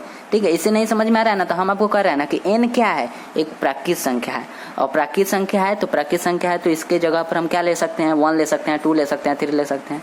ठीक है, प्राकृतिक संख्या यही ना होता है, 1 से शुरू होता है, तो 1 से लेकर अब कितना भी कुछ भी ले लीजिए, उससे कोई फर्क नहीं पड़ता है, पर हम इजी वाला ले रहे हैं, 1 2 3 इस टाइप से और भी ले लीजिए। अब देखिए अब क्या कर रहा है कि ध्यान से समझते रहिए दोस्तों कि 6 के पावर यदि 1 ले रहे हैं, देखिए यहाँ पर n है ना, यहाँ पर n है तो n के जगह पर हम a वाला माने हैं, तो पहले हम 1 ले लिए तो 6 आया। अब फिर उसके बाद हमने 2 मान ले रहे हैं कि 2, n के जगह पर अगर 2 रखेंगे तो 6 के पावर 2 रख रहे हैं तो 36 आ रहा है।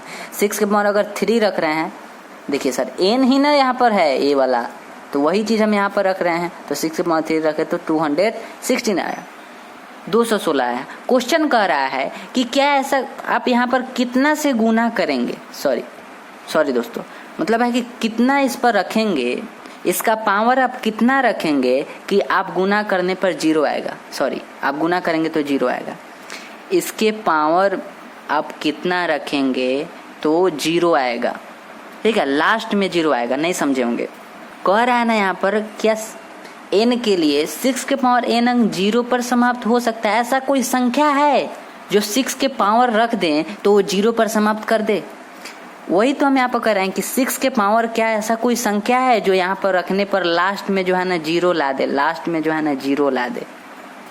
ठीक है, आप यहाँ पर क्या रखेंगे, 6 के पावर ऐसा क्या रखेंगे कि लास्ट में जो है ना गुना करने पर 0 आएगा। लास्ट में हम कह रहे हैं सर, मतलब है 6 जो है ना अगर यहाँ पर 0 आ जाता, यहाँ पर जो 6 है यहाँ पर 0 आ जाता, तो अब हम कह देते कि हाँ यहाँ पर 0 आया। बट यही बात आपको ध्यान समझना है, ऐसा कौन सा आप 6 के पावर रखेंगे कि 0 आ जाएगा लास्ट में।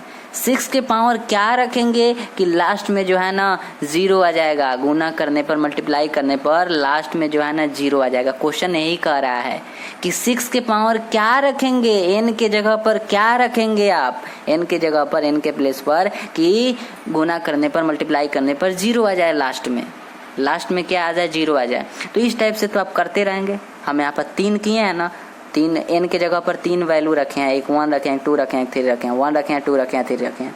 तो इस टाइप से तो आप करते रह जाएंगे, पता नहीं आपको 0 मिलेगा या नहीं। लास्ट में जो है ना, लास्ट में गुना करने पर लास्ट में पता नहीं आपको 0 मिलेगा भी या नहीं।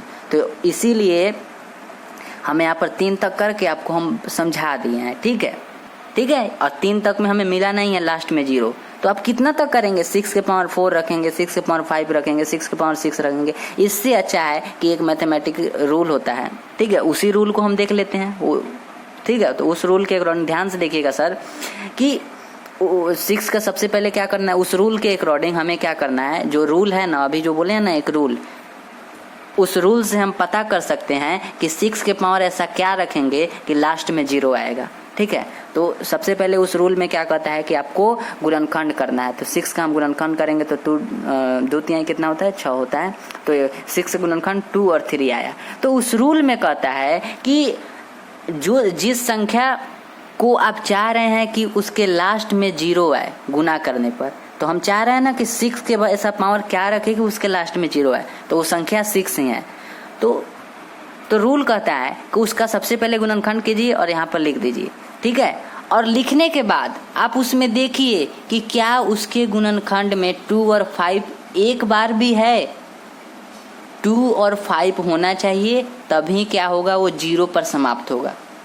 जिस संख्या को आप चाह रहे हैं 0 पर समाप्त करने के लिए, एंड करने के लिए, क्या उस संख्या के गुणनखंड कर रहे हैं तो 2 और 5 आ रहा है? नहीं आ रहा है। हमें यहाँ पर बोला गया है कि 6 का गुणनखंड 6 को बताइए कि क्या वो 0 पर समाप्त हो सकता है, एंड हो सकता है। तो इसके लिए हमने क्या किए, एक रूल लगाएं, और रूल लगाएं, उस रूल में कहता है, उस नियम में कहता है कि गुणनखंड कीजिए। गुणनखंड करने के बाद उसको लिखिए यहाँ पर, और फिर क्या कीजिए कि आप देखिए कि उसके गुणनखंड में 2 और 5 एक बार भी आया है। तो यहाँ पर आप देख रहे हैं ना, 2 आया है पर 5 नहीं आया है, 2 आया है पर 5 नहीं आया है। ठीक है, तो 5 नहीं आया, हम क्या बोले हैं कि कम से कम एक बार 2 और 5 आना ही चाहिए। 2 और 5 एक बार तो आना ही चाहिए, पर यहाँ पर ओनली 2 आया है और उसके साथ 3 आ गया है। तो 3 से हमें कोई मतलब नहीं है 3 आए या ना आए, पर यहाँ पर अगर 5 रहता तब हम कहते कि हाँ 6 जो है ना वो 0 पर समाप्त हो सकता है। ठीक है, इसी टाइप से अगर हम 8 को हम चाह रहे हैं कि 8 के पावर ऐसा क्या रखे कि वो 0 पर समाप्त हो जाए, मतलब ऐसा क्या रखे कि वो लास्ट में जो है ना उसके 0 आए। जैसे हम इसमें किए हैं ना, यहाँ पर देखिए ना अभी कि लास्ट में जो है ना 0 आए, ऐसा इसका पावर क्या रखे। तो इससे अच्छा है, इतना ये काम करने से अच्छा है कि एक जो मैथमेटिकल रूल है उसी का पालन कर लेते हैं। उस रूल में क्या कहता है कि 8 का गुणनखंड करिए, तो 8 का गुणनखंड करते हैं। गुणनखंड करने के बाद उसको यहाँ पर हम लिख दिए। तो उसमें कहता है उस रूल में कि गुणनखंड करने के बाद जो आया 8 का गुणनखंड जो आया, अगर उसमें 2 और 5 एक बार भी है तो 8 0 पर समाप्त होगा। 8 के पावर ऐसा कोई होगा जो 0 पर समाप्त होगा। ठीक है, हमें मतलब पता चल जाएगा, इस रूल के अकॉर्डिंग पता चल जाएगा कि 8 जो है ना 0 पर समाप्त होगा। ठीक है, तो इसमें भी अगर आप देखेंगे तो 5 नहीं है, 2 है पर 5 नहीं है। 8 के गुणनखंड में 2 है पर 5 नहीं है, तो इसलिए हम कह देंगे कि 8 भी जो है ना वो 0 पर समाप्त नहीं होगा। 6 जो है ना ये भी 0 पर समाप्त नहीं होगा, क्योंकि इसके गुणनखंड में 5 नहीं है, इसके गुणनखंड में 5 नहीं है। ठीक है, इस टाइप से अगर हम 10 को निकाल कर हम आपको दिखाते हैं तो 10 में क्या आया है, 2 और 5 आया है। 10 का गुणनखंड 2 और 5 लिख दिए। ठीक है, तो आप खुद बताइए कि 10 के गुणनखंड में 2 और 5 है, और हम क्या बोल रहे थे कि जिस संख्या को आप चाह रहे हैं 0 पर समाप्त करने के लिए, कि गुना करने पर लास्ट में जो है ना 0 आए, क्या उसके गुणनखंड में 2 और 5 एक बार भी आए? हाँ, 10 के गुणनखंड में 2 और 5 एक बार है। देखिए तो 2 और 5 एक बार तो है। इसका मतलब है कि आप इतना ही से जान जाएंगे कि हाँ 10 का ऐसा कोई पावर है जो कि वो 0 पर होगा, ये 0 पर एंड होगा। और इसके लास्ट में भी आप देख सकते हैं 0 है, 10 के लास्ट में भी 0 है। ठीक है, ठीक है, तो मुझे लगता है आई होप आप समझ गए होंगे इस क्वेश्चन को। ठीक है, एक बार हम और बताते हैं। ठीक है, इसमें यही कह रहा है कि 6 के पावर आप क्या रखेंगे, 6 के पावर आप क्या रखेंगे कि जब गुना होगा तो लास्ट में जो है ना वो 0 आएगा। 6 के पावर 1 रखे हैं तो 6 आया है, लास्ट में 0 आया ही नहीं। लास्ट में 0 आने का मतलब है कि यहाँ पर ठीक है। 6 के पावर 2 तो इसको भी गुना किए हैं तो 36 आया है, लास्ट में 0 आया ही नहीं। 6 के पावर 3 इसको भी गुना किए हैं तो लास्ट में 0 नहीं आया है। तो इसलिए आप कितना करेंगे यही हम आपसे कराएंगे कि 6 के पावर 4, 6 के पावर 5, 6 के पावर 6, इस टाइप से आप करते जाएंगे। कितना करेंगे, उससे अच्छा है कि हम एक रूल का पालन कर लें, है ना। उस रूल से हमें ये पता चल जाएगा कि 6 जो है ना ये 0 पर एंड होगा कि नहीं, 0 पर समाप्त होगा कि नहीं। तो उस रूल के अकॉर्डिंग क्या कहता है कि सबसे पहले आपको गुणनखंड निकालना है, तो गुणनखंड निकालने हैं 6 का, तो 2 और 3 आया, तो 2 और 3 यहाँ पर लिख दिए हैं। और उस रूल में कहता है कि अगर 6 का गुणनखंड में अगर 2 और 5 एक बार भी है तो 6 जो है ना वो 0 पर समाप्त होगा। पर आप खुद देख कर बताइए ना कि क्या 2 और 5 इसमें है? नहीं है, बीच में 5 नहीं है, 2 तो है पर 5 नहीं है। पर रूल में कहता है, नियम में कहता है कि 2 और 5 एक बार तो होना ही चाहिए, ठीक है। तो 2 है पर 5 नहीं है, इसीलिए हम कह रहे हैं कि 6 जो है ना 0 पर समाप्त नहीं होगा। ठीक इसी टाइप से हम 8 का भी निकाल कर दिखाएं कि 8 का भी निकाल कर दिखाएं, तो 8 में भी क्या है? 2 है पर 5 नहीं है। अब इसीलिए हम कह देंगे कि 8 भी आप कितना से भी गुना करके देख लीजिए, 8 के पावर गुना, मतलब समझ रहे हैं, पावर हम कह रहे हैं कि 8 के पावर आप कुछ भी रख लीजिए n के प्लेस पर। 8 के पावर अब कह रहा था ना यहाँ पर n यहाँ पर कह रहा था ना, तो n मतलब नेचुरल कोई भी ऐसा नेचुरल नंबर यहाँ पर रख कर देख लीजिए, 0 पर एंड नहीं होगा, 0 पर कभी समाप्त नहीं होगा 8। इसी टाइप से आप 10 को भी देख सकते हैं कि 10 के फैक्टर्स, 10 का तो गुणनखंड 2 और 5 आ गया, इसका मतलब है कि 10 के पावर आप रख कर देखिए, ये 0 पर एंड होगा, ये 0 पर समाप्त होगा। और एक एग्जांपल आपको हम बता ही देते हैं कि 10 के पावर यदि हम 10 ले रहे हैं, तो 10 के पावर 10 ले रहे हैं तो कितना आता है आप, है ना, ठीक है। हम इसको काट दिए हैं, ठीक है, इसका बहुत ज़्यादा आ जाएगा, उसमें मतलब 10 जीरो उस पर होगा, ठीक है, 10 पर 10 जीरो हो जाएगा, 1 पर 10 जीरो हो जाएगा इसका। खैर इसको हम छोड़ते हैं, इसको देखते हैं। 10 के पावर जो स्क्वायर है, 10 के पावर जो 2 लिखे हैं, अब 2 क्या है? एक नेचुरल नंबर है, नेचुरल नंबर उसमें खुद बोला है कि आप नेचुरल नंबर रख सकते हैं। तो इसका अगर आप स्क्वायर किए तो स्क्वायर का मतलब क्या है कि 2 बार उसका गुना, तो 2 बार हम यहाँ पर गुना करेंगे, तो 2 बार गुना करेंगे तो आपको क्या मिलेगा? 10 ना के 100 मिलेगा। अब आप खुद बताएं कि लास्ट में 0 आया कि नहीं? हाँ आया, ठीक है। आई होप, मुझे लगता है आप समझ गए होंगे, ठीक है। नहीं समझे तो कमेंट करिएगा, बाकी क्या कहें हम, मुझे लगता है कि आप समझ गए होंगे। तो दोस्तों ये सब क्या था? ये सब हमारा समझाने का तरीका था, ठीक है, ऊपर वाला। अब यहाँ से हमारा सॉल्यूशन है, तो हम सबसे पहले लिख रहे 6 के पावर n। अब 6 के power n is equal to में 6 का जो गुणनखंड है उसको लिख देंगे, 2 और 3 गुणनखंड है। ऊपर नहीं समझा तो यहाँ पर समझिए, 2 और 3 उसका गुणनखंड है, इसके पावर n, ठीक है, इसके पावर n जो कि यहाँ पर दिया हुआ है वही n हम लिखे हैं, ठीक है। तो अब यहाँ से हम लिख देंगे कि किसी संख्या को शून्य पर समाप्त करने के लिए, मतलब 6 को अगर शून्य पर समाप्त करना है तो उसके अभाज्य गुणनखंडों का गुणनफल, इसके अभाज्य गुणनखंड जो आया है, जो गुणनफल आया है वो 2 और 5 होना चाहिए। तो 2 और 5 आया? नहीं आया। लेकिन इस स्थिति में, इस केस में, इस स्थिति में 5 नहीं है। 5 है? नहीं है।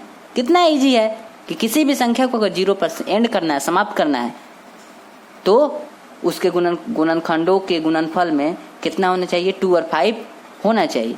बट इसमें जो है ना 5 मिसिंग है, 5 नहीं है।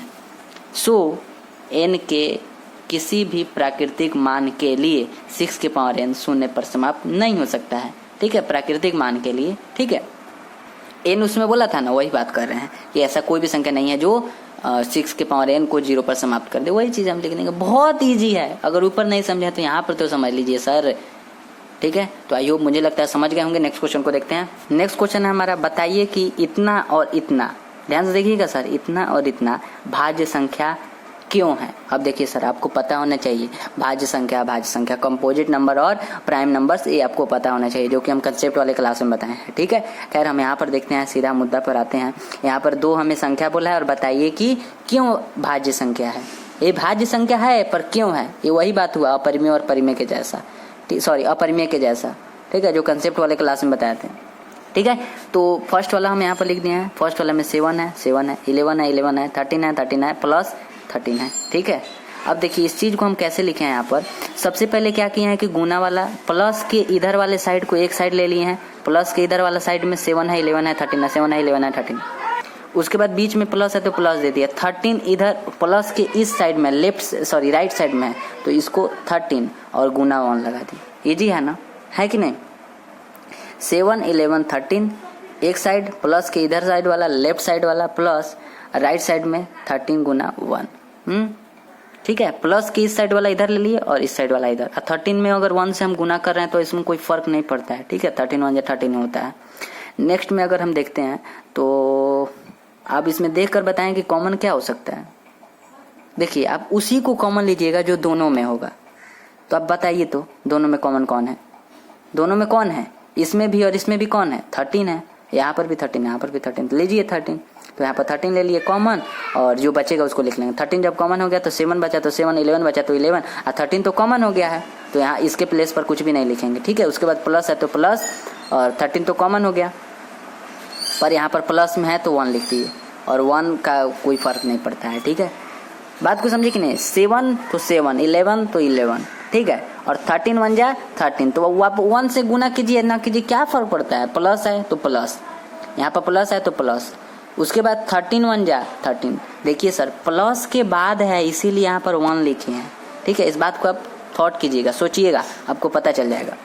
ठीक है, यहाँ पर प्लस है तो प्लस, उसके बाद 13 1 जा, जितना बार में आएगा उतना यहाँ पर लिख दिया जाएगा। चूंकि यहाँ पर प्लस में है, गुना में ये वाला था ना, तो इसको छोड़ दिया। 13 1 जा 13 गुना में था, क्योंकि गुना करते तो उतना ही आता, इसीलिए छोड़ दिया। बट यहाँ पर प्लस में है तो यहाँ पर 1 तो लेना पड़ेगा। इस 1 का हम नहीं लिए हैं कुछ भी, ये गुना में है, इसलिए इसका कोई मतलब नहीं है। ठीक है, अब देखिए नेक्स्ट में क्या करेंगे। 13 तो 13, 11 7 जा कितना होता है? 78, सॉरी 77 और प्लस 1, 77 और 1 कितना होता है? 78 होता है। अब इसको 13 गुना 78, अब क्या करेंगे? अब ध्यान से थोड़ा देखिएगा, ध्यान से सर, ध्यान से कि अगर आपको इसको गुना नहीं करना है, आप गुना करेंगे तब तो आपको पता ही चल जाएगा। ठीक है, गुना करेंगे आपको पता चल जाएगा। आप ऐसे ही लिख दीजिए, ऐसे ही, कोई जरूरत नहीं है गुना करने का। आप खुद बताइए, क्या ये 1 से कटेगा? हाँ, 1 से तो सब कट जाता है, कोई भी संख्या हो 1 से कट जाता है। क्या ये 13 जो है खुद से कटेगा? हाँ, सबसे सारे संख्या खुद से कट जाते हैं, 13 तो खुद से कटेगा ही। 78 खुद से कटेगा, हाँ 78 भी खुद से कटेगा, 13 भी खुद से कटेगा, और 1 से तो कटेगा ही। अगर हम नॉर्मल देख रहे हैं ना, नॉर्मल गुना नहीं कर रहे हैं, भाग उग नहीं दे रहे हैं, तो नॉर्मल देख रहे हैं तो भी इसका कितना गुणनखंड आया? 3 गुणनखंड आया। और आपको बताया गया होगा, जहाँ पर हम कंपोजिट और प्राइम नंबर्स के बारे में, भाज्य और अभाज्य संख्या के बारे में जहाँ पर बताया गया होगा, वहाँ पर ये बताया गया होगा कि जो अभाज्य संख्या होते हैं उसके 2 गुणनखंड होते हैं। अरे 2 देखिएगा, 2 गुणनखंड होते हैं, पर जो भाज्य संख्या होता है उसके 2 से अधिक गुणनखंड होता है। तो यहाँ पर देखिए तो कितना गुणनखंड है?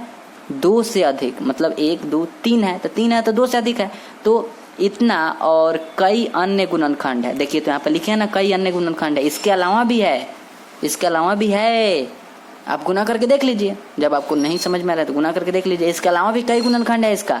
ये खुद से तो कटा है, अब देखिए 13 से तो ये भी कट जाएगा, तो यहाँ पर तो एक बार और हो जाएगा। ठीक है, खैर इसको छोड़ते हैं। मतलब है कि आप 3 ही से ही पता लगा सकते हैं कि हाँ इसका 2 से अधिक गुणनखंड है, तो इस संख्या के 2 से अधिक गुणनखंड है, 2 से अधिक इसका फैक्टर्स है, गुणनखंड है। 2 से है कि नहीं? 3 आ गया तो 2 से अधिक है, इसलिए भाज्य संख्या है। आई होप क्लियर होगा। नेक्स्ट में देखते हैं, नेक्स्ट वाला में जो सेकंड वाला में उसमें था तो ये वाला था। ठीक है, तो इसको हम यहाँ पर लिख दिया। अब इसको भी क्या करेंगे, हम 2 फैक्टर्स में तोड़ देंगे। ठीक है, सॉरी 2 पार्ट में तोड़ देंगे, एक प्लस वाला के इधर साइड वाला, एक प्लस वाला के उधर साइड वाला। ठीक है, तो प्लस वाला के इधर साइड वाला यहाँ तक है तो यहाँ तक ले लिए, और प्लस वाला के इधर साइड में 5 है तो 5 के साथ 1 गुना कर दिए। ठीक है, 1 गुना कर दिए, और इधर प्लस में 1 गुना करने से कोई फर्क नहीं पड़ता है। नेक्स्ट स्टेप में हम देखते हैं तो देखेंगे कि दोनों में कौन है जो दोनों में है। तो इसमें भी 5 है, यहाँ पर 5, और इसमें भी 5 है, तो इसलिए 5 को हमने कॉमन ले लिए, और जो बचेगा 7 बचा तो 7, 6 बचा तो 6, 4 बचा तो 4। देखिए 1 को नहीं लिखे हैं, फिर गुना में रहेगा तो 1 कोई फर्क नहीं पड़ेगा, पर यदि प्लस में रहेगा तो फर्क पड़ेगा। ठीक है, तो 6 है तो 6, 5 के लिए 1 आप लिख सकते हैं या फिर नहीं भी लिख सकते हैं, 4 तो 4, 3 तो 3, 2 तो 2, सॉरी 2 तो 2, और 1 लिख भी सकते हैं नहीं भी लिख सकते हैं, ये भी तो गुना में ही है, तो 1 प्लस। अब 5 1 जा 5, 1 हो गया। ठीक है, एंड गुना में 1 है तो इसको आप छोड़ दीजिए। ठीक है, अब फिर यहाँ पर क्या हो जाएगा, गुना करेंगे 1008 आएगा प्लस 1, तो क्या आ जाएगा 5 गुना 1009 आ जाएगा। ठीक है, अब आपको इसको गुना नहीं करना है। ठीक है, गुना नहीं करना है, आप ऐसे ही लिख दीजिए कि कोई भी ऐसा संख्या हो, यहाँ पर जो संख्या है कोई भी ऐसा संख्या हो 1 से तो कटेगा ही, 1 से तो डिवाइड होगा, भाग लगेगा ही, 1 से वो विभाजित होगा ही। इसके अलावा वो खुद से भी होता है तो खुद से भी होता है तो 5 से भी हो जाएगा। 1009 मतलब खुद से भी होता है तो ये भी खुद से हो जाएगा। बहुत ईजी है अगर कंसेप्ट वाले क्लास को देखें तो। ठीक है, तो इसको भी वैसा ही लिख देंगे दोस्तों। देखिए तो इतना एंड और कई इसके अन्य गुणनखंड है, इस संख्या के 2 से अधिक गुणनखंड है इसलिए भाज्य संख्या है। ठीक है, जो संख्या भाज्य संख्या होता है उसके 2 से अधिक गुणनखंड होते हैं, और जो संख्या प्राइम नंबर होता है मतलब होता है कि अभाज्य संख्या यदि होता है तो उसका 2 ही गुणनखंड होता है। पर यहाँ पर 2 से अधिक गुणनखंड है, इसका मतलब है कि भाज्य संख्या है। ठीक है, तो इस क्वेश्चन को हम यहाँ पर सोल्यूशन इसका हो गया, बट इसमें जो कह रहा था उसको आप ध्यान से समझ लीजिए। इसमें क्या कर रहा है कि ये क्यों है भाज्य संख्या, रीजन बताना है। तो रीजन बताने के लिए हम ये वाला काम कर दिए। ठीक है, रीजन बताने के लिए ही हम यहाँ पर ये लिए हैं कि 1 से भी हो जाएगा, कट जाएगा, 13 से भी हो जाएगा और 78 से भी हो जाएगा। मतलब है कि 2 से अधिक से ये विभाजित है, कट रहा है। इसका मतलब है कि ये जो है ना, इसका गुणनखंड यहाँ पर 3 दिख रहा है। ठीक है, तो जो कि 2 से अधिक है, इसका मतलब है कि ये भाज्य संख्या है। तो क्वेश्चन पूछा था क्यों है, तो क्योंकि इसके 2 से अधिक गुणनखंड है इसीलिए भाज्य संख्या हो गया। नेक्स्ट क्वेश्चन को देखते हैं दोस्तों। नेक्स्ट क्वेश्चन हमारा कहता है एक खेल के मैदान के चारों ओर एक क्या लिखा है, वृत्ताकार यानी कि सर्कुलर पथ है। सोनिया को मैदान का, ध्यान समझिए क्या कर रहा है कि एक वृत्ताकार पथ है। तो चलिए हम एक वृत्ताकार पथ बनाते हैं। लीजिए यहाँ पर वृत्ताकार पथ बना दिए, क्लियर है, ये हमारा वृत्ताकार पथ है। ठीक है, और उसके बाद देखिए ध्यान से, सोनिया को मैदान का एक चक्कर लगाने में 18 मिनट लगते हैं, जबकि रवि को ऐसा करने में 12 मिनट लगते हैं। ठीक है, ध्यान समझिएगा दोस्तों, जो सोनिया है ना, सोनिया को एक बार जाती है और फिर इसी स्थान पर आकर मिलती है, तो इसको कितना मिनट लगता है, 18 मिनट लगता है, 18 मिनट। जबकि रवि जो है ना, एक चक्कर लगाता है, एक राउंड लगाता है, तो इसको 12 मिनट लगता है, 12 मिनट लगता है। ठीक है, दोनों में डिफरेंस है कितना, 6 मिनट का। दोनों में कितना का मतलब डिफरेंस है, 6 मिनट का है ना। रवि को जो है ना 12 मिनट लगता है, जबकि सोनिया को 18 मिनट लगता है, तो 6 मिनट का बीच में डिफरेंस हुआ। अब देखिए सर, क्वेश्चन में क्या बोला है कि मान लीजिए वे दोनों एक ही समय पर चलना शुरू करते हैं और एक ही दिशा में चलते हैं, तो कितने मिनट बाद वे पुनः प्रारंभिक बिंदु पर मिलेंगे। ठीक है, ये क्वेश्चन बोल रहा है कि मान लीजिए दोनों यहीं से चलना शुरू करते हैं, रवि भी चलना शुरू करता है और सोनिया भी चलना शुरू करती है। ठीक है, एक ही डायरेक्शन में, एक ही मतलब दिशा में, और ठीक है, और एक ही बिंदु से, इसी पॉइंट से, मतलब यहाँ पर सोनिया भी है, यहाँ पर रवि भी है। यहाँ से चलना शुरू करता है रवि भी, और यहाँ से चलना शुरू करता है सोनिया भी, शुरू करती है सोनिया भी। ठीक है, तो कह रहा है कि वो कितने मिनट बाद फिर से वो प्रारंभिक बिंदु पर मिलेंगे, कितने मिनट बाद। चलिए इसको एक एग्जाम्पल के थ्रू आपको समझाते हैं। दोस्तों, एक राम है, एक श्याम है। राम को इस फील्ड का एक चक्कर लगाने में, इस मैदान का एक चक्कर लगाने में 20 मिनट लगता है, जबकि इस श्याम को 26 मिनट लगता है इसका एक चक्कर लगाने में, एक राउंड मारने में। तो इसको 26 मिनट लगता है, इसको 20 मिनट लगता है। दोनों में कितना का डिफरेंस है, 6 मिनट का। क्लियर है, इतना तो क्लियर होगा। अब आप एक बात बताइए, दोनों यहाँ से चलना शुरू करते हैं, दोनों यहाँ से, राम भी यहाँ से चलना शुरू करता है और श्याम भी यहाँ से शुरू करता है। ठीक है, दोनों यहाँ से चलना शुरू करता है और दोनों में 6 मिनट का डिफरेंस है। तो राम जब यहाँ पर पहुंचेगा तब तक श्याम यहाँ तक होगा। बात को ध्यान समझिए, अगर आप 2 दोस्त होंगे, है ना, या फिर स्कूल में अगर जाते हैं, तो वहाँ पर अगर खेले होंगे ना कि एक आगे दौड़ रहा है, एक पीछे दौड़ रहा है, इस टाइप से दौड़ रहा है और उसके पीछे पीछे भी एक दौड़ है। कभी तो एक टाइम आएगा जब वो मिलेगा। चलिए यहाँ पर हम समझाते हैं, बात को थोड़ा ध्यान समझिए। राम यहाँ से चलना शुरू करता है, ठीक है, राम यहाँ से चलना शुरू करता है। जब राम यहाँ पर पहुंचा तब तक श्याम इधर होगा। जब राम यहाँ पर पहुंचा तब श्याम यहाँ पर है। राम यहाँ पर पहुंचा तो श्याम यहाँ पर है। ऐसा हम क्यों कर रहे हैं, क्योंकि 6 मिनट का डिफरेंस है। श्याम थोड़ा धीरे दौड़ रहा है, स्लो, जबकि राम जो है ना थोड़ा फास्ट दौड़ रहा है।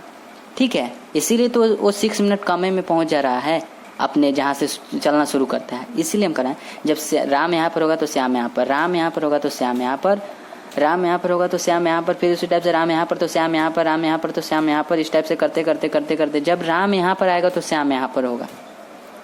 समझ रहे ना बात को, क्योंकि राम जो है ना श्याम से थोड़ा ज्यादा तेज दौड़ रहा है। ठीक है, इसीलिए कह रहे हैं कि जब राम यहाँ पर आएगा तब तक श्याम यहाँ पर होगा, क्योंकि श्याम थोड़ा धीरा दौड़ रहा है और इसको 26 मिनट लग रहा है। तो इसीलिए हम कह रहे हैं कि जब तक श्याम यहाँ पर पहुंचेगा, राम तो यहाँ पर पहुंच गया, ठीक है, तब तक श्याम यहाँ पर है। तो जब राम यहाँ पर पहुंचेगा, एक राउंड मार कर आगे जाएगा, तब तक श्याम यहाँ पर आएगा।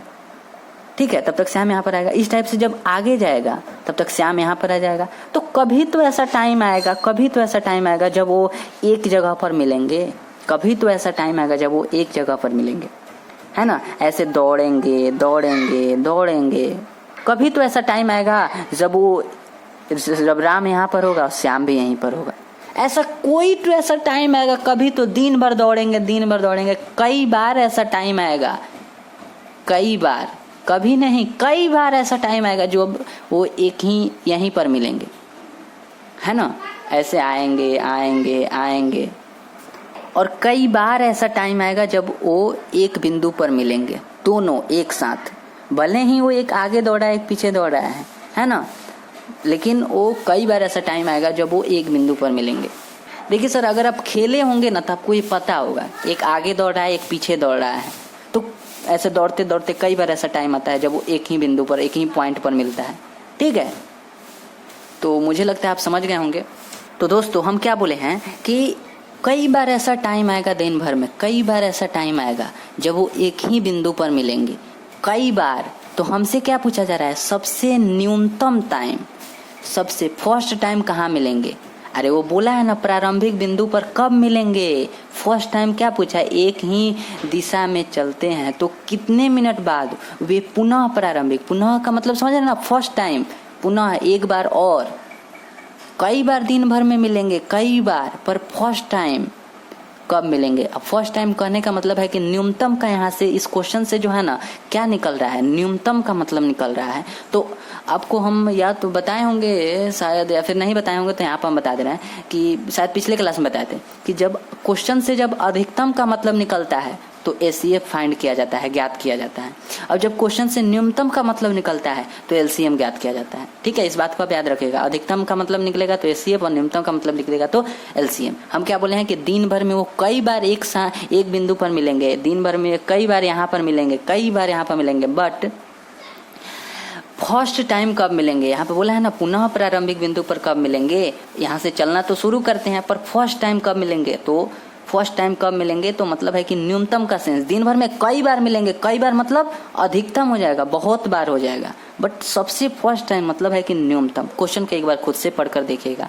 ठीक है, मुझे लगता है आप समझ जाएंगे। ठीक है, देखते हैं आप एलसीएम जब ज्ञात करना है तो एलसीएम ज्ञात करने के लिए रवि को कितना मिनट लगता है, 12 मिनट लगता है, सोनिया को 18 मिनट लगता है। ठीक है, तो 12 का जब गुणनखंड करेंगे, ठीक है, आप गुणनखंड करके इस टाइप से देख लीजिएगा जो बताए थे उधर अभी। तो 2 और 3 के पावर स्क्वायर आएगा, 18 का क्या आ जाएगा, 2 के पावर स्क्वायर और 3 आ जाएगा। ठीक है, तो एलसीएम इज इक्वल टू में क्या हो जाएगा, एलसीएम में हम क्या कहते हैं कि जो कॉमन है उसका सबसे हाईएस्ट पावर लेना है, ज्यादा घात होगा उसी को लेना है। तो कौन कॉमन है, 2 भी कॉमन है और 3 भी कॉमन है। तो 2 का सबसे ज्यादा घात तो 2 के पावर स्क्वायर, और 3 का सबसे अधिक पावर 3 के पावर स्क्वायर। तो जब गुना करेंगे तो 36 मिनट आ जाएगा। तो वो फर्स्ट टाइम वो कब मिलेंगे, 36 मिनट बाद वे फर्स्ट टाइम इसी पॉइंट पर मिलेंगे। ठीक है, तो आई होप क्लियर होगा। ठीक है, फिर भी अगर डाउट है तो कमेंट करिए। ठीक है, तो सबका स्क्रीनशॉट ले लीजिए। सॉरी, क्लास यहीं पर शुरू हुआ था, इसको लीजिए। हो गया, नेक्स्ट लीजिए। हो गया, देखिए सर, वीडियो को पॉज करके लीजिएगा तो बेटर रहेगा। ठीक है, हम थोड़ा ज़्यादा जल्दी देते हैं। उसके अगले वाला लीजिए। हो गया, नेक्स्ट लीजिए। हो गया, उसके नेक्स्ट वाला लीजिए। हो गया, उसके अगले वाला लीजिए।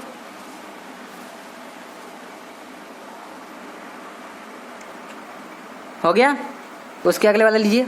हर स्क्रीनशॉट के लिए आपको 5 सेकंड दिया जाता है। ठीक है, हो गया, नेक्स्ट पेज कर लीजिए।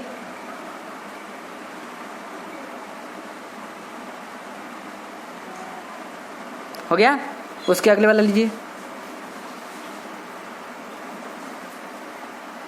हो गया, उसके अगले वाला।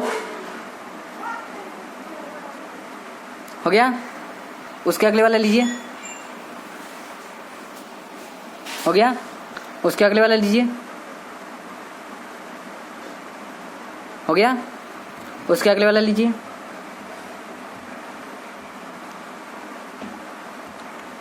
हो गया, नेक्स्ट स्क्रीनशॉट लीजिए। हो गया। नेक्स्ट लीजिए, महीने के लिए लिखे हैं, हो गया। उसके आंसर में ये वाला लिखना है, इसको लीजिए, हो गया। नेक्स्ट लीजिए दोस्तों,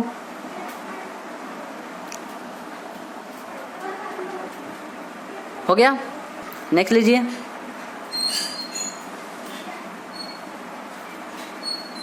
हो गया। उसके अगले वाला लीजिए, हो गया। उसके नेक्स्ट वाला लीजिए, हो गया।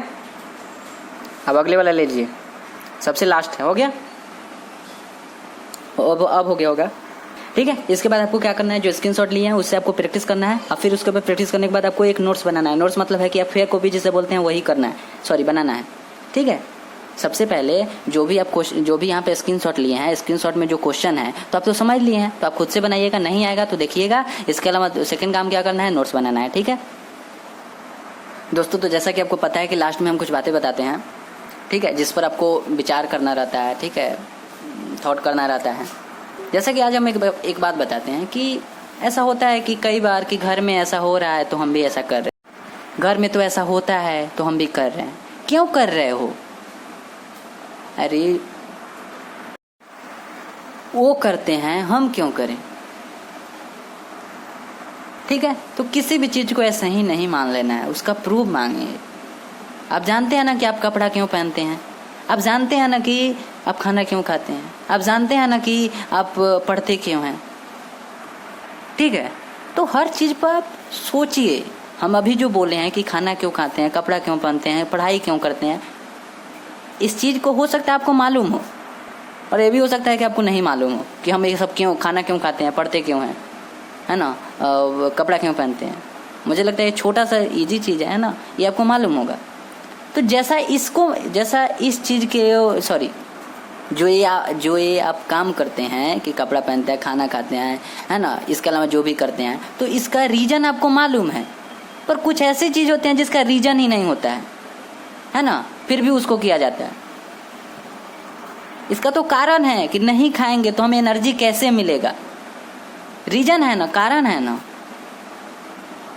पर कुछ ऐसे चीज है जो फालतू में है ना, ठीक है। तो बस इस क्लास का यही पॉइंट है लास्ट वाला कि किसी भी चीज को ऐसे ही नहीं मानना है, ठीक है। सवाल पूछना सीखो, क्वेश्चन करना सीखो, ठीक है। तो आई होप आप समझ गए होंगे। मिलते हैं नेक्स्ट क्लास में। Thank you.